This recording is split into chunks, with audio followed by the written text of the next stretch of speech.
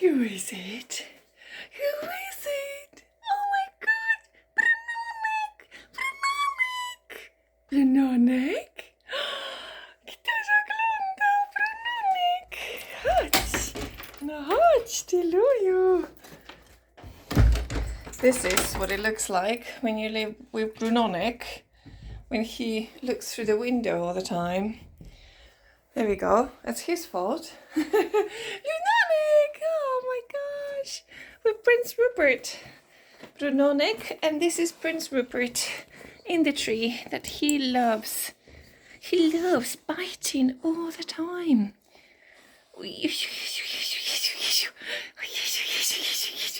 Brunonek, nie wolno! Nie wolno! Nonek? Nonek? Well, there you go. He just doesn't listen, does he? He does whatever he wants. The beauty of living with Brunonek.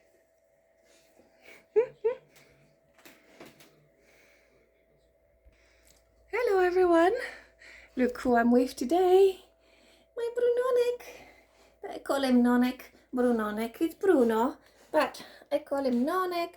Brunonek. He loves me so much, and I love him so much, and we are best friends ever, right? Yes, we are best friends ever. And he sleeps with me at night because it's cold now. Yes, it's winter, so he normally sleeps in the veranda, but now it's very, very cold. So he sleeps with me. Oh, too many kisses. And then he wakes me up with the kisses in the morning. Tuck, tuck. Pushy, pushy. He's very impatient. He's very impatient. And then we have to go for a wee-wee. Yes. I'm sleeping here in this corridor. As you can see, the bed that I had to buy is in the corridor here next to my mama's room, because for the last 3 years the other bedroom that she is entitled to use in this house, in her family home, unfortunately has been locked, and all her furniture, her property has been stolen. And this is the, let me show you, and this is the room that's been locked for the last 3 years, that she has no access to. The locks have been changed, and all the furniture is still stolen and locked in there. So there you go. That's why I had to buy my own bed for when I'm here, because the bed that I was using in my mama's bedroom has been stolen in this room upstairs. The door on the stairs have been put in to prevent her from using her room upstairs, where she still has got her furniture, all her property. And also this blocks the access to all the stuff in the attic that's been now taken away and stolen from her and from me. Hundreds of my books and beautiful dresses. Another thing that my mom has got locked in this house is this front door that she cannot use anymore, even though she had to buy it last year. Now it's all horrible wet because there is zero circulation in here, air circulation. It's locked and it's full of damp and fungus, and now it's locked, so she can't use that door. So the only way for us to get into the house is to use the veranda. And basically, if we try to put Bruno in the veranda when the guests arrive, we have to get into the house through the window in her bedroom. So that's the beauty of living in a house where everything was locked away from you with your stuff, with your property. And since we're here, let me show you other things that she has had locked for the last 3 years with her property in it. All the tools for the garden. This is the garage where she used to keep the car, and now it's locked for 3 years, and all the stuff to pump the tires, and the switch for the water pump, and all the tools are gone. Everything has been taken away from her. Another thing that she's got locked in the house is this huge, let me show you, this there we go, is this shed where again lots of stuff has been stolen from her. The saw that can be used to cut the wood for the fire, the tools, the garden tools, everything has been stolen. And another place that has been locked away with all her property in it is the little mini tractor to cut the grass. It's the saw to cut the hedge, because it's 1 acre of land with a huge garden, and many other electrical garden tools that were used by her, which belong to her, have been taken away from her. And so far, after 3 years, she hasn't been able to retrieve any of it. This is the wood that we've been cutting because the neighbor has got a forest, and over the last couple of years I've been coming here to Poland, and we were getting the tall trees from the forest, which were, some of them were dry, some of them were not, and then we had to borrow a saw to cut it and then put it into the cellar through that little window. So I can actually show you the forest that we used to go to get the trees from. So there you go, me and my friend, or a couple of friends, we used to get these trees and drag them along this field to this little garden area and cut it. And luckily that helps, together with the coal, to heat the house, because unfortunately it's a very old system. It's a very old oven that central heating oven that shouldn't even be used anymore because it's dangerous. And yes, so this is the reality. This is the reality of living in this house. Absolute hell for my mama, making her life very, very difficult. And as I said, for the last 3 years, she still hasn't been able to retrieve and to fight back, because of the system allowing all this, the whole system. And nobody, the solicitors, police, prosecution, courts, judges, nobody has helped her so far. Another thing that my mama has been really, really upset about, and really, really sad about as well, is the cameras that were installed to stalk her, literally like in a Big Brother show, from 3 sides of the house to watch her every single move. Then the only thing that we've been doing so far is covering them up. Here is one, basically just watching the front of the house.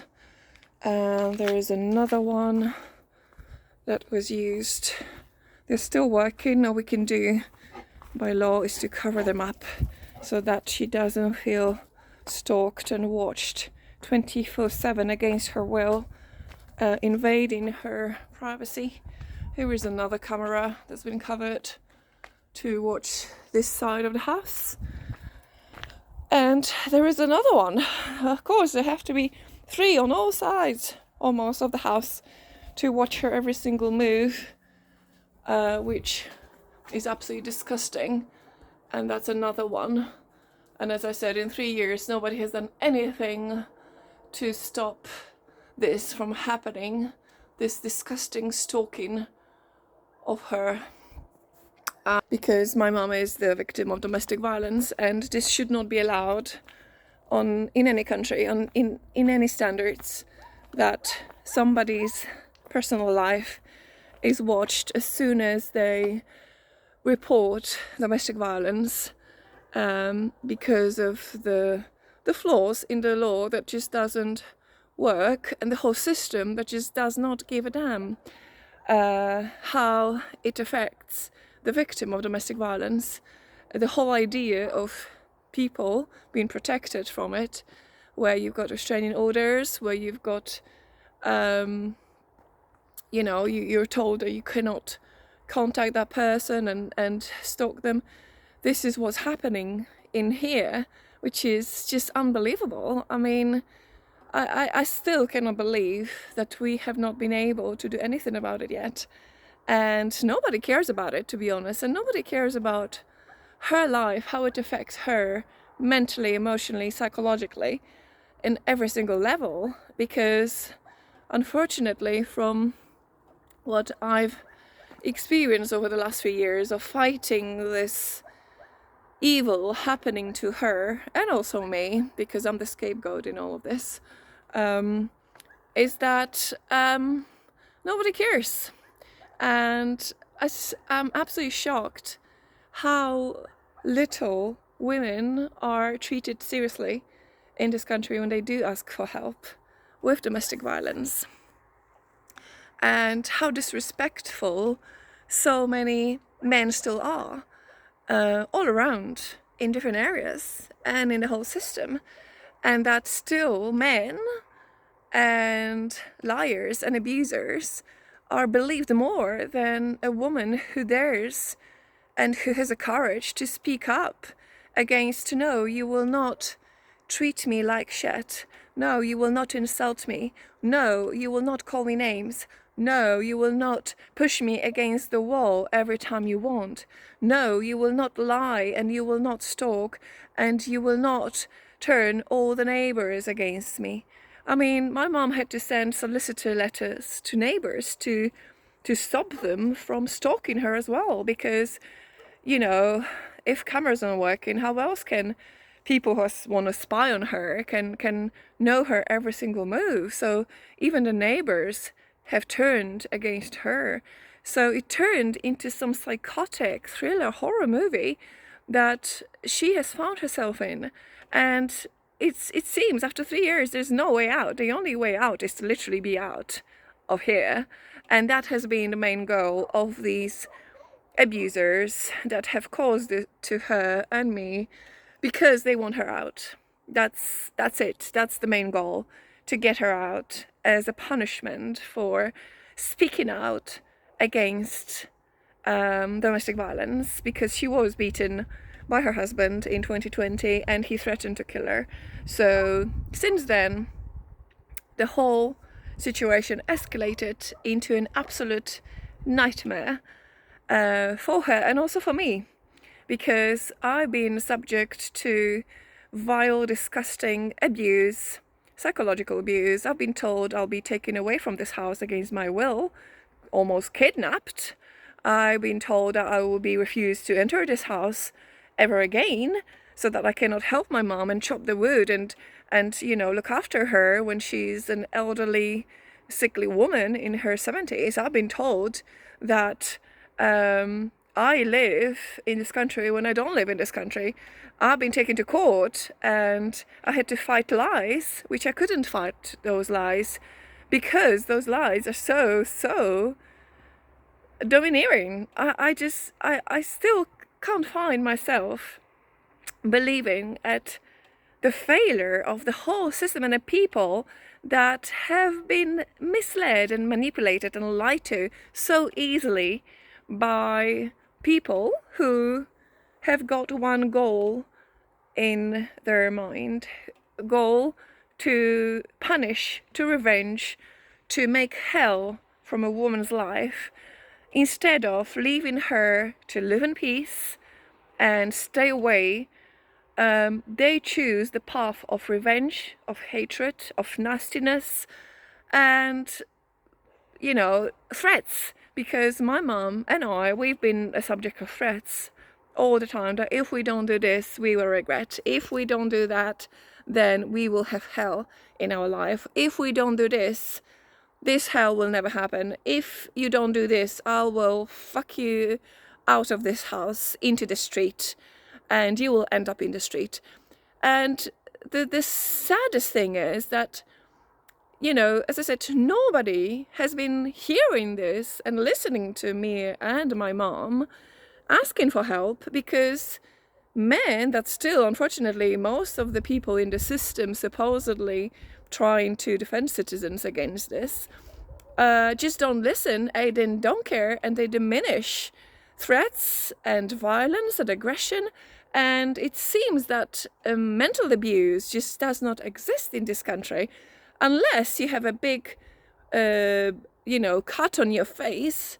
Nobody cares about everything else that's happening to you by these abusers. I mean, it's absolutely unbelievable in Poland, still 2022, that I even have to say that it's almost like Middle Ages for a woman, where her rights are literally just somewhere down the line, and it's still men who seem or who sound like they have some more power over a woman in legal terms, maybe ownership or anything else. They rule the world. They set the pace. They set the rules, and it's still the women that have to fight with windmills, as we say in Poland. Fighting with windmills, with wind. It's just, never-ending fight that just cannot be won. And yes, it's really, really sad that a bunch of lies, manipulation, threats can go on so long, unnoticed, uncared for. And it's sad that my mum has had to go through this, because she is the most loving and caring mom you can imagine. She would not hurt anybody or anything. She even saves a bee from the kitchen because she wants that bee to live. So I feel absolutely heartbroken that we finished this year still unachieving anything, and that it's so sad that lies and manipulation and threats can take you so far, and they multiply and multiply and multiply, and it's so hard to fight it with the truth that nobody is interested in hearing. The truth is literally gone in the sea of lies. As I said, it's like in some psychopathic thriller movie that you just cannot get out of, that there is no way out. And as I said, the only way out is literally way out. And for some people it may seem like a failure. Also, it seemed like a failure to me, but now I see this as winning, because that basically sometimes forces you to start a new life and bring new positive, wonderful changes to your life. So the only losers are the ones who are abusers. There you go, it rhymes really beautifully. And yeah, so we shall see what the future brings. But so far it hasn't been great, and I just decided to speak up because there is no law that is going to stop me from speaking the truth. And as I said, it's been so hard for my mama to come across and to get the message across with the truth, because of so many lies around, that I think the truth has got to start to be spoken, and there has to be some intervention from outside to stop this hell and this nightmare, because it's a civilized country, Poland, supposedly, and these things should not be happening, but they are. So there you go.